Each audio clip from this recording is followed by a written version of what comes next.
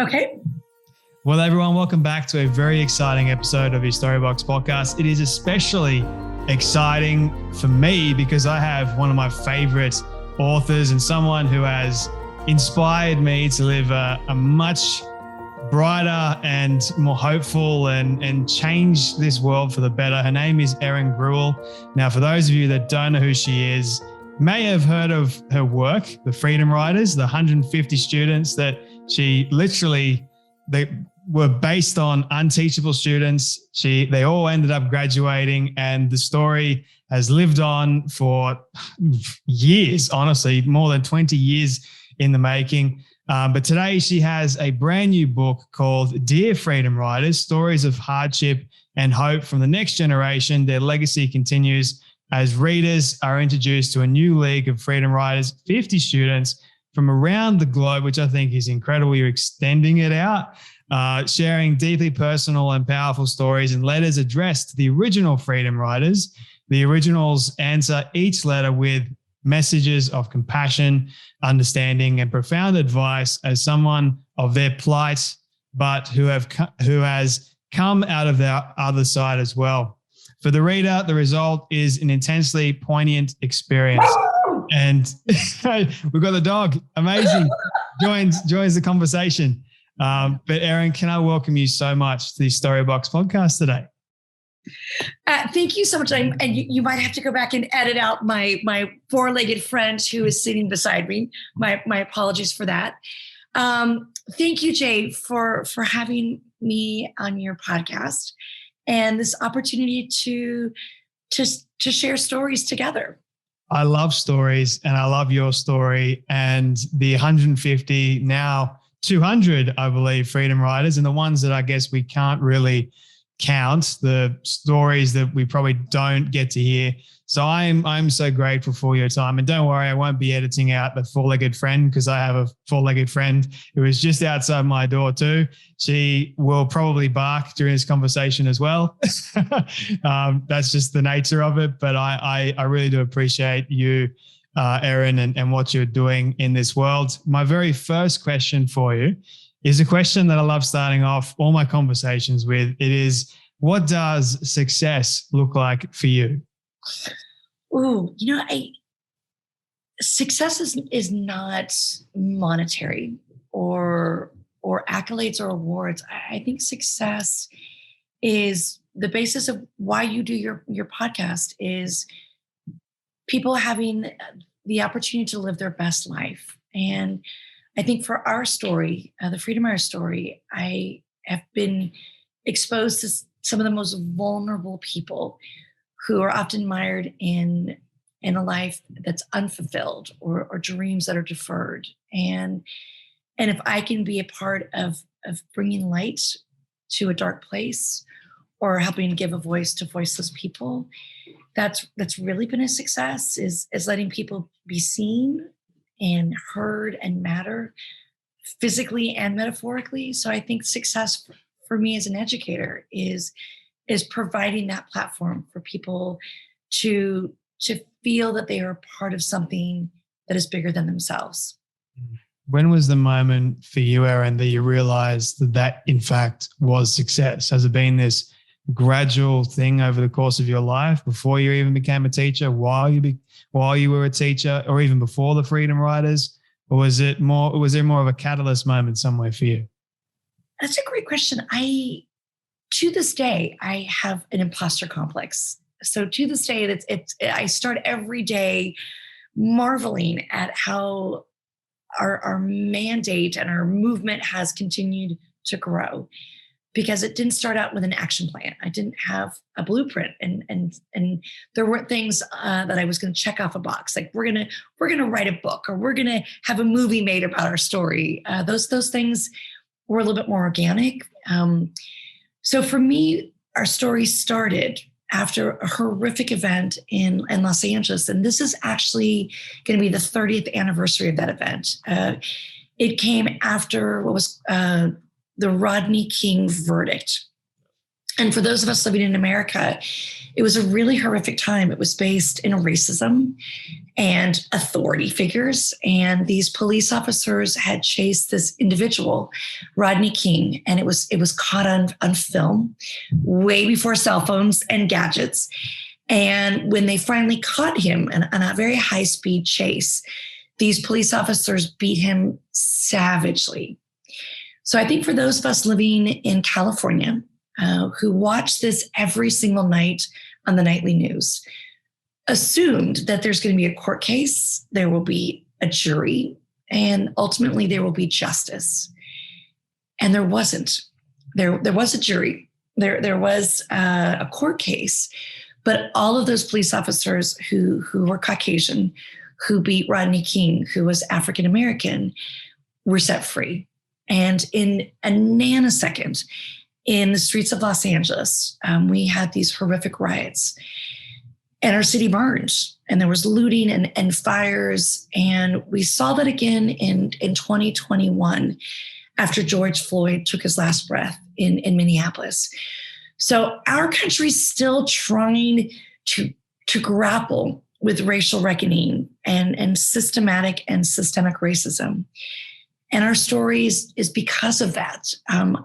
I taught in a city that had riots. I taught in a city that had 126 homicides. I taught in a city where my students thought they would be statistics. And so something unbelievably racist happened in my very class. And it was a crash, boom, bam moment for me. And my biggest fear was if I don't handle this, it's going to lead into a hallway, into a courtyard, into a street, and there might be another homicide. And in a city that just had 126 people killed, this horrifically racist incident that happened in my class could ultimately become the 127th. Enough is enough. So kind of in that madness, I tried to figure out a way to make it a teachable moment, and not realizing that teachable moment would be the genesis of everything that I have done since. So I guess I'm an accidental activist because I didn't go in thinking that I would have a crash, boom, bam moment, or that the circumstances of our community with all of that destruction and looting and fires would be a lesson plan in my very classroom. But now we're kind of drawn to drama in the sense that, where there's drama, there's something wrong and there's a societal ill. So we're drawn to trying to make it better and to call attention to it. With all these riots and heinous violence going on during that period of time, you're a first-time teacher. Why not leave? Why not go to move states? Why not get somewhere that is safe? What kept you there? It's a great question. I think I was very blessed to have a father who was not an accidental activist. He was an activist, and he was a professional athlete in a sport that very proudly integrated in America. And some of the greatest ball players that my father played with or knew were part of that integration. That we used to have separate leagues and separate teams and separate schools, and in our country, there's a lot about our history that was separate. And I believe that when you bring people together from diverse backgrounds, beauty is inevitable. So there was a very famous baseball player by the name of Hank Aaron, who was part of those groundbreaking African-American baseball players who made the sport better, made baseball better. And so I'd always heard these stories from my dad about some of those legends and people he had played with or knew. And so I always believed in equity and equality. And what I didn't realize growing up is that often history is written by the people who have power or often win the wars. And that might not often be the accurate portrayal of history. And I guess I could equate that to, when we watch the news in our prospective countries and we see what's going on in Ukraine, and it's horrific. And there's real news in real time. And then in Russia, there's the state sanctioned news that kind of scrubs it and sanitizes it, and it becomes propaganda. And so I think as a young person, a lot of the history I was probably taught at my safe schools in suburbia was probably history that was sanitized. I didn't face racism as a child. I didn't go to a segregated school, but most of my classmates and the people who lived near me looked like me and talked like me. And so when I chose to go to a community that was very different than where I had grown up in, I also had to learn from my students. I had to learn their story. And in learning their story, I got to be a student, not just a teacher. And so even though it was scary, because we did have homicides and riots, I also learned that it was very liberating, because then I could have courageous conversations back home and build a bridge and not a wall. And sadly, you're an island. We are a country that is surrounded by other countries. And so sadly, in our country, we do have a wall.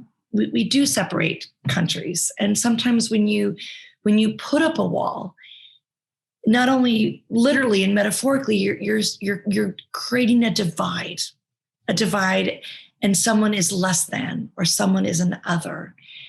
And in the inner cities of America, we had a metaphorical divide. And that divide made people feel like I'm less than because of the color of my skin, or I'm less than because of my economic situation. And you can't have equity and equality when you are treating people like they are less than. So if I left, then that system would still be in place. And I thought, we gotta change the system. We gotta demolish the system. And that's why I stayed. What was your first day like? If you can take us back to you walking in the classroom for the first time, can you please describe for everyone what that was like for you? What was going through your mind? And how did you, help these kids that were, closed off to you and what you were trying to do? How did you get them to understand what you were trying to do? It was terrifying. And I think I went in as I was a cheerleader growing up. And I think I took that kind of cheerleading mentality into a classroom, and it wasn't welcome. This wasn't a sporting event. I didn't have pom-poms. And I think my students thought, because I was young, that I was naive and clueless and didn't know what I was doing. And I don't think they thought I would last a day, a week, a month. And so there was a lot of pushback. It wasn't eager students ready to read a syllabus, or eager students ready to open up a book. A syllabus and a book was not about survival. And that's really, for a lot of them, where they lived is, where's my next meal? How do I keep a roof over my head? How do I have I have an invisible bullseye on a chest? So how am I not a victim or a statistic by a stray bullet? And those are things I never had to fathom. I lived in a community behind a gate, and my parents drove fancy cars. And, I never thought about food insecurity. I never thought about safety. I never knew somebody who was the victim of violence at the hands of a gang or a gun. So I had to start understanding who they were and how we were different, but ultimately how our similarities were what was going to bring us together. Mm. The idea of, the whole concept of the Freedom Riders is centered around, being free.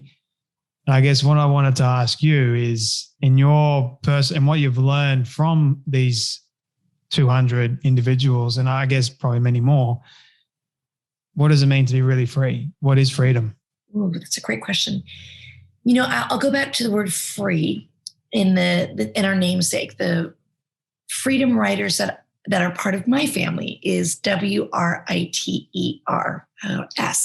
They write. And they as writers, they ultimately want to right wrongs.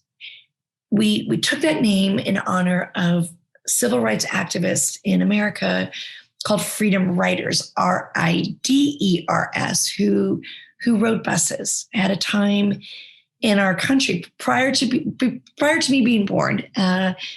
There was laws in our country that were very discriminatory, and those laws in our country were based on race and economics.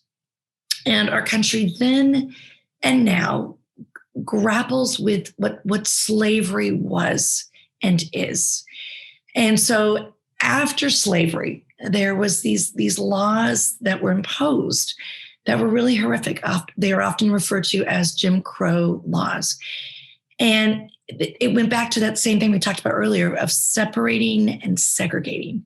Separating on public transportation, where you could sit, separating drinking fountains where you could drink, separating in hotels and restaurants where you could eat and stay, separating where you could go to school. And there was Supreme Court laws that separate is never equal. And so people just kept changing the laws and kept trying to almost normalize what separation looks like. And so part of what I wanted my students to realize is there's really courageous people who were young, and they were, in their late teens and early 20s, who were tired of being tired. And they were rich and poor and Southerners and Northerners. They were Black and they were white. And they came together and they called themselves Freedom Writers, Riders. And they rode buses. And the idea was we're going to sit next to each other. And we're going to go into communities that are traditionally very segregated.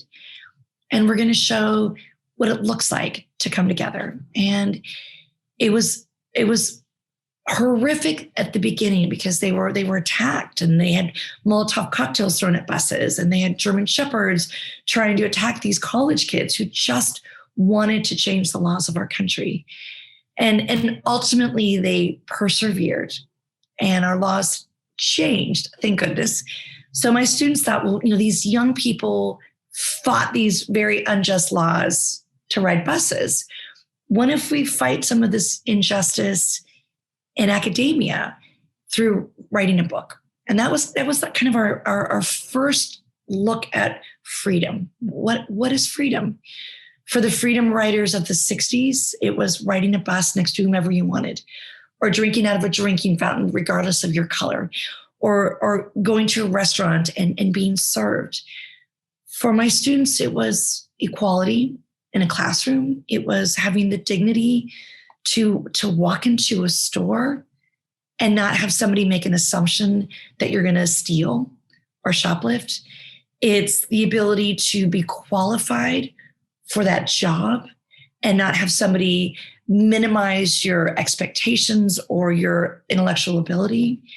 And so for us, we were righting the wrongs of treatment based on prejudice and treatment based on stereotypes. So it became very political. And I'm not a political person, but suddenly we're looking at historical stuff, and we're looking at the present, and we're saying, this isn't right. And in a country that is based on freedom, we're fighting for things that should be inalienable rights. And it's in our Constitution, and we learn about it in our history classes, but that freedom hasn't made its way to a teenager yet. So I think for us, freedom is to live authentically, to love how you want to love, and to have those options and those choices based on the content of your character, not the color of your skin. I love that.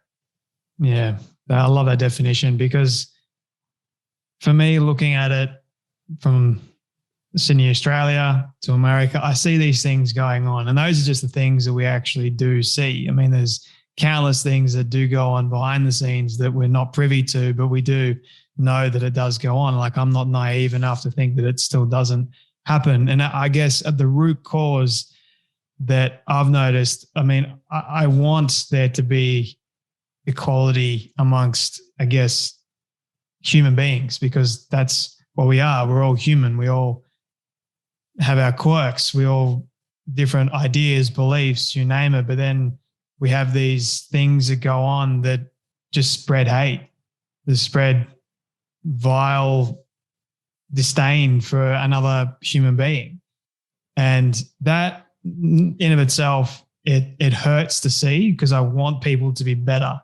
And I guess my question for you is, Erin, how can people be better? If these things are still going on, what can we do to be better, to bring about more of this equality in our society?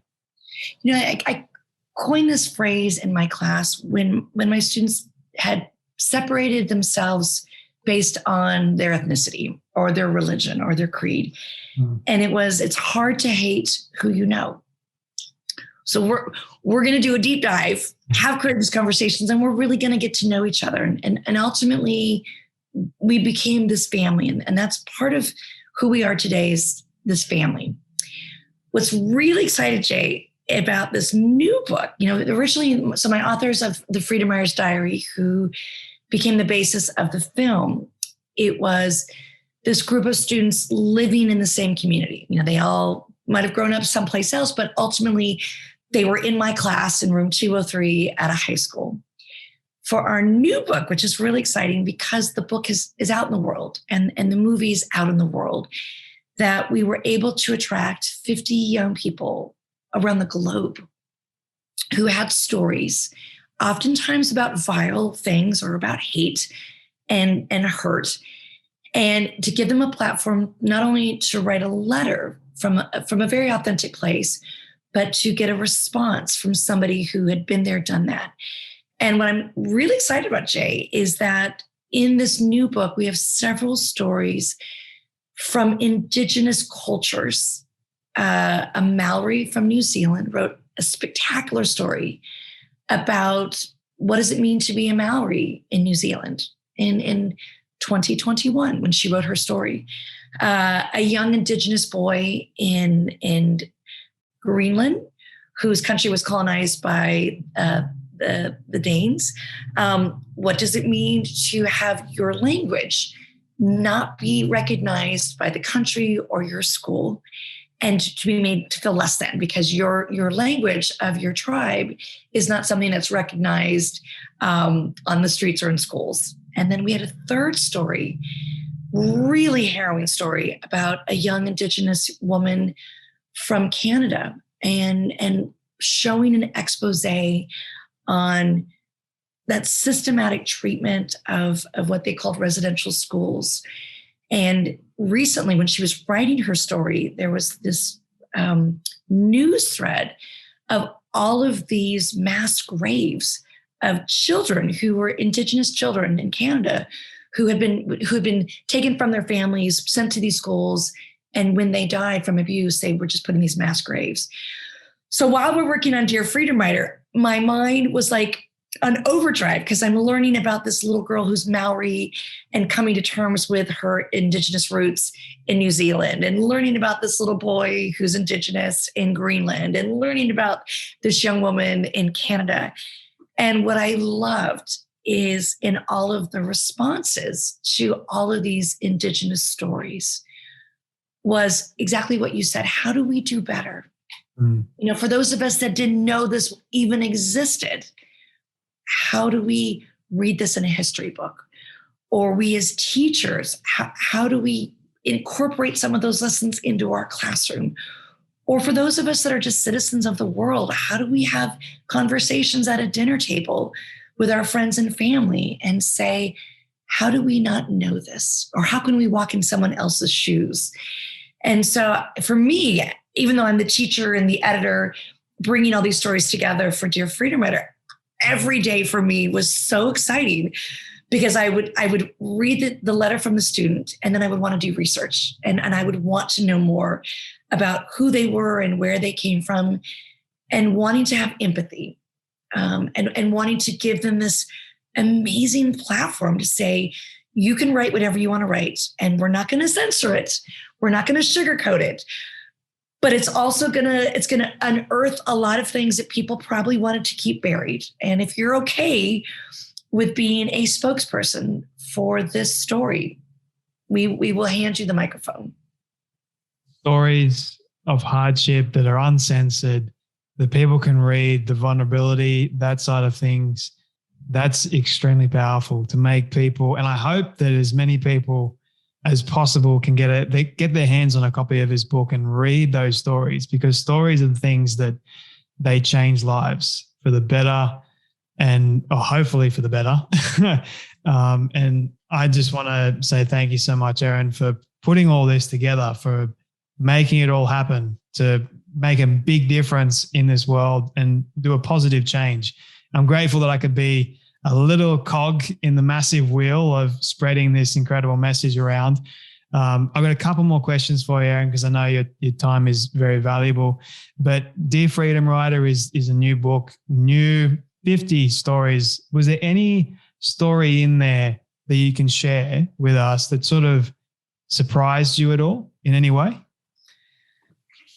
Every story. These kids, the youngest writer was 10. He just turned 11. And the oldest author that from the new generation was 20, turning 21. So they were mostly teenagers. And then our respondents, so there was a letter, like a cry for help, sent from a teenager somewhere in the world. And then the response was either from my original Freedom Writer or from a Freedom Writer teacher that I've had the honor of training and working with. So there was some stories, once again, that when they were stories from outside of America, those were the stories that I was the most excited about, because we worked on this project in the middle of a pandemic. So it was, my classroom was room 203. So we called it Zoom 203. So on Zoom 203, we had all these different time zones and all of these different languages and all these different storytellers. And the only part of the equation that we cared about was commit to this journey and commit to this family. And no matter how painful your story is, there will be healing. There will be hope. So sadly, there are stories of suicide.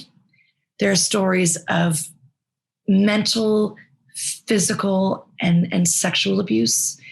There are stories of inequality based on race and religion. There are stories about police violence. There are stories from war-torn countries, a genocide in Rwanda, ISIS in Kurdistan, stories about identity, sexual identity, or otherwise, people coming to a country seeking asylum or being a refugee and not knowing what flag represents them. And so for me, as the leader of this beautiful orchestra, it was cacophonous at first because there was a lot of tears and sadness that something like this would happen to a kid. How do we just love on these kids and save them from losing their innocence or save them from any kind of abuse? And then it became a rallying cry, is how could this story become a cautionary tale so it doesn't happen again in another city, community, or country? And so I think the stories that were the hardest for me was also stories of current violence. There was two storytellers, one in the Gaza Strip, a Palestinian girl, and an Israeli boy in Tel Aviv. And they both wrote stories about the 11-day war that happened in 2021. And they were writing the stories while the war was taking place from very different perspectives. And oh my God, it was amazing. The little boy in Tel Aviv is hearing impaired. So when they would have the sirens to go into a bomb shelter, he couldn't hear the sirens. So all of that fear of we're at this war and bombs might fall and I can't hear them. And then on the other side of the wall is a little girl in Palestine writing about the mass destruction that happened in her community. And and wanting peace. And so that was an amazing duo. There were two very different storytellers, different letters with different responses. But I love that we had that combination of those two storytellers.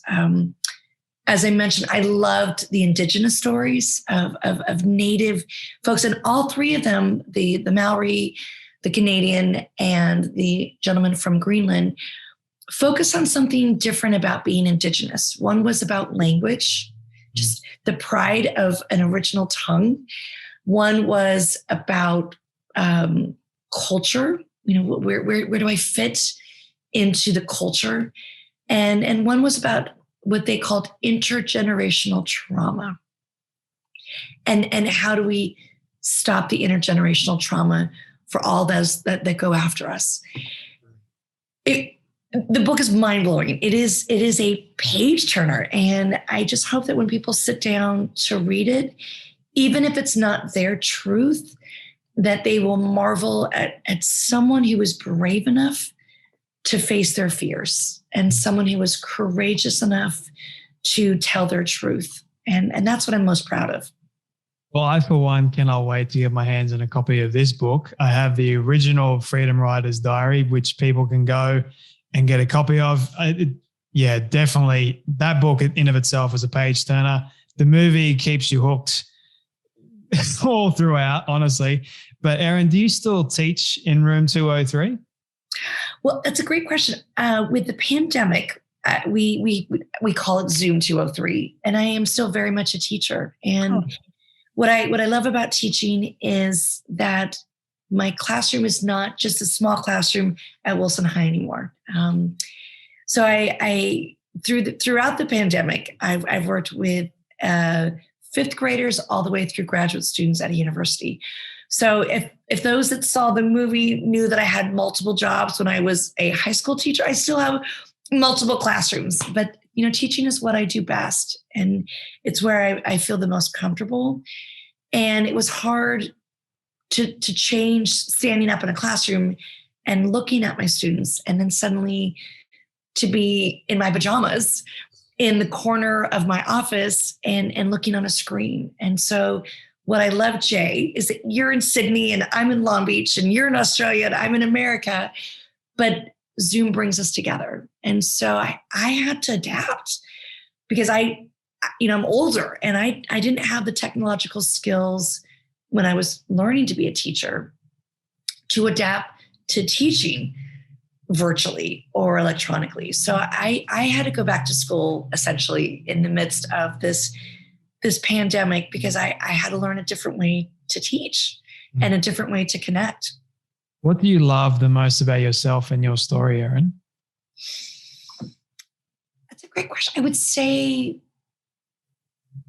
I want to quote someone else that we put on the spot. Her name was Meep Geese, and she was a very simple secretary who made a commitment to help the Frank family for 2 years during the war.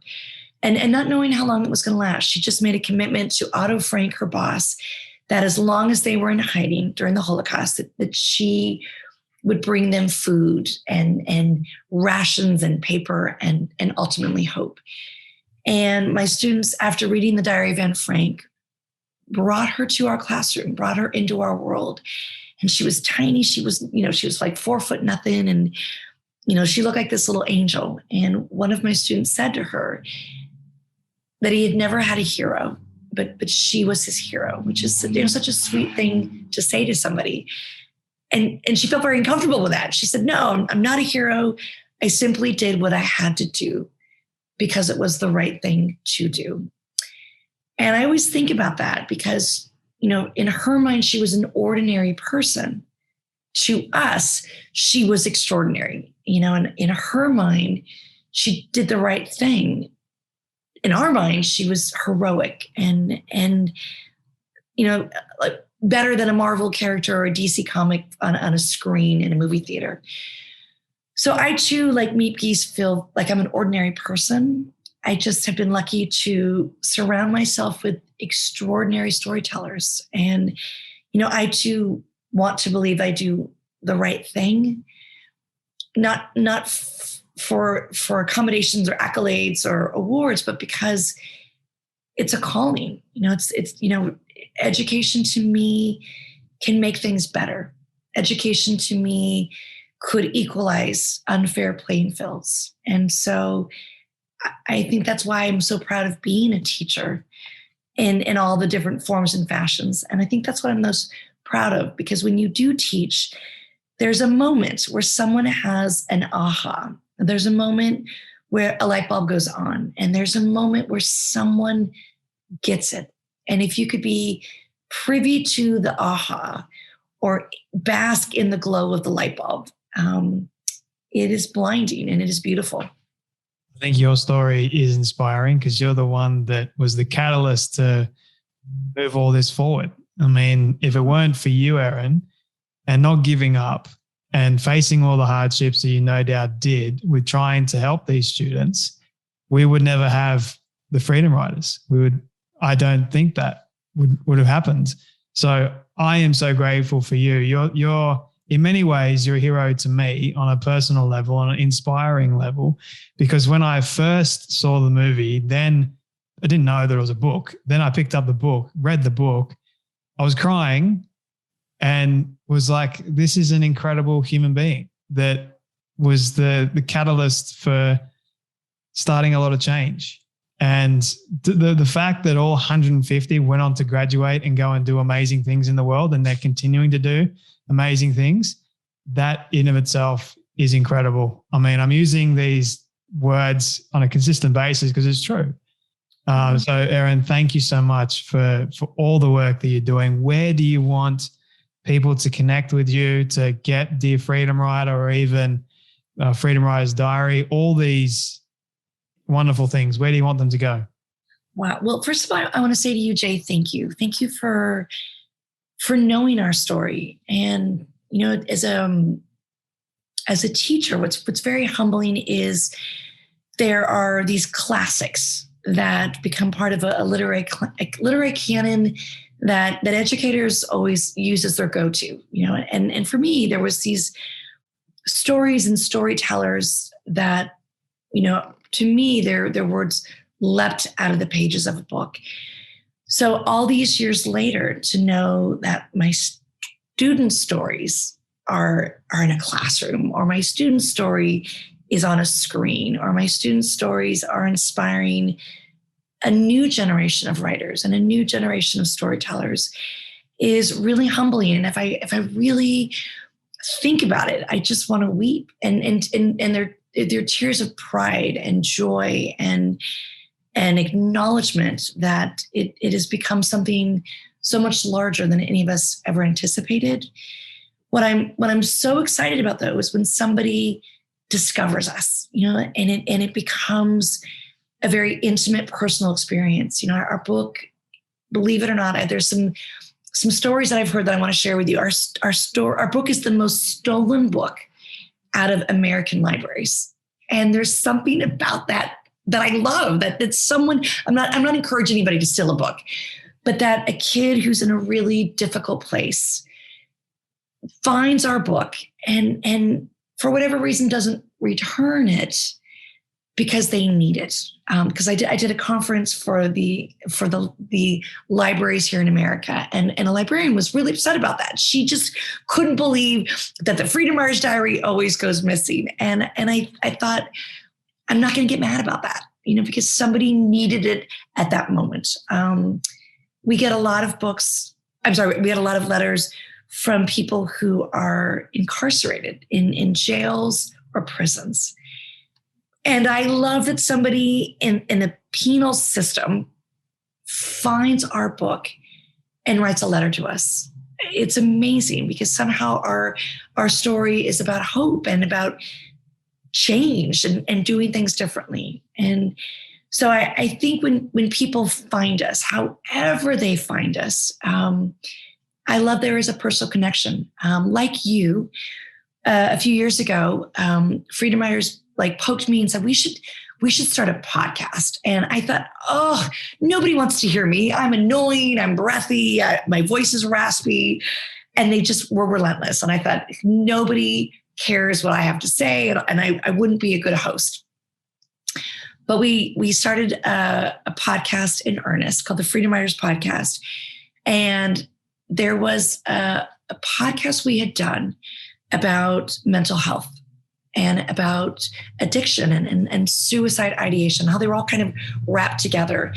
And our guest was from this family dynasty in America, the Kennedy family. And in America, we don't have kings and queens, and I know you're a Commonwealth, but in America, we have the Kennedys, and they have their own version of Camelot. So we interviewed a member of the Kennedy family, a famous politician, who talked about these dark secrets about alcoholism and drug use and sabotaging and suicide.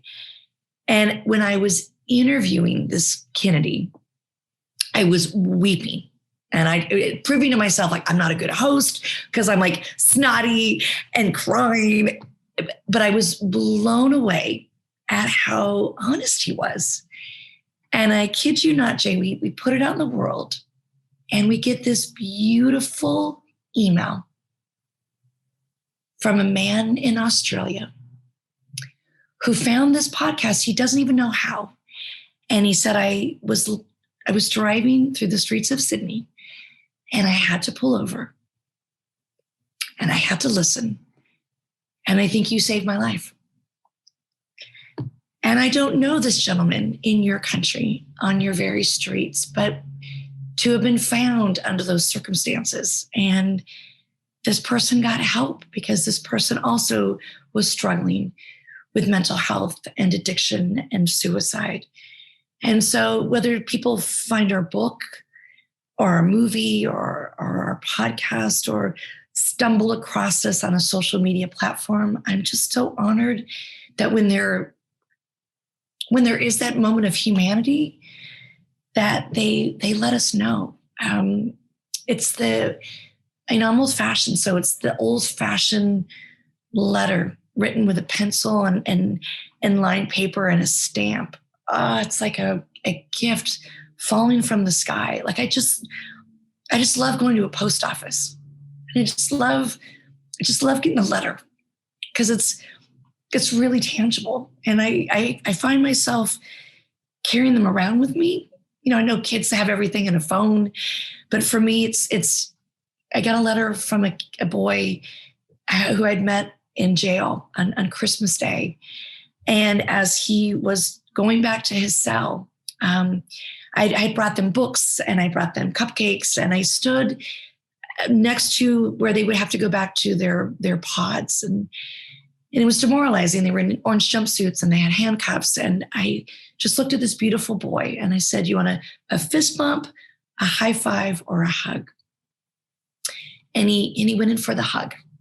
And it lasted forever, almost inappropriately forever. But I knew at that moment, you know, I had offered, and it was Christmas Day, and that was this beautiful moment. And the letter I received a couple of days after Christmas with a pencil, lined paper, and a stamp was that this little boy was part of the foster care system and didn't have parents. And that he had woken up on that very holiday and had wanted to die. And looked around his cell in that jail for a way to die. And this warden came in and said, you have a visitor. And he said, excuse the vernacular, he said, oh, you know, I thought he was full of shit because no one ever comes to visit me, especially on a holiday. And he walked into a room with the other cellmates. And I was there with a red dress and pearls and a hug. And he apologized in the letter for the hug. And he said, I've never had a hug before. And I just didn't want it to end.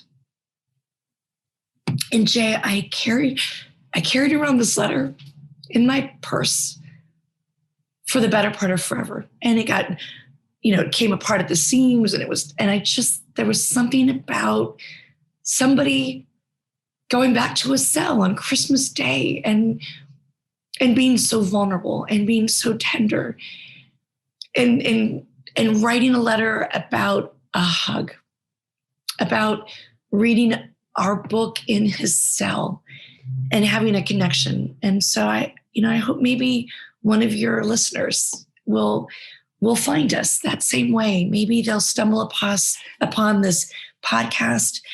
Maybe they'll go and order a book or rent a movie, and maybe they'll reach out to you, or maybe they'll reach out to me. And in reaching out to you or to me, we get to carry them around with us. I almost don't want this conversation to end. Seriously, I could just listen to you share stories forever. Thank you so much for being vulnerable with me and sharing those stories. I guess my curiosity is playing up right now. Have you seen that young boy? Yes. The beautiful thing is we became very close with the jail and the wardens that run it. And it's become our annual holiday. A lot of people wear matching onesies on Christmas Eve or Christmas and do, all the silly things you do on a holiday with waiting for Santa. And it became our go-to place. So every holiday we made a vow to this kid that we were gonna go back, and that he wasn't allowed to be there. This was his last time to be there. But he was always welcome to come back and be a part of that. And I'm really sad. I don't know about in your country, but in our country, jails were hit the hardest during the pandemic. When COVID made its way into places of lockdown, we lost a lot of lives in hospitals and jail cells. So sadly, the last two Christmases, we've not been able to go and love on these kids. So I'm hoping this year in 2022 that we can go back and bring some more books and give some more hugs. I hope so. I really hope so.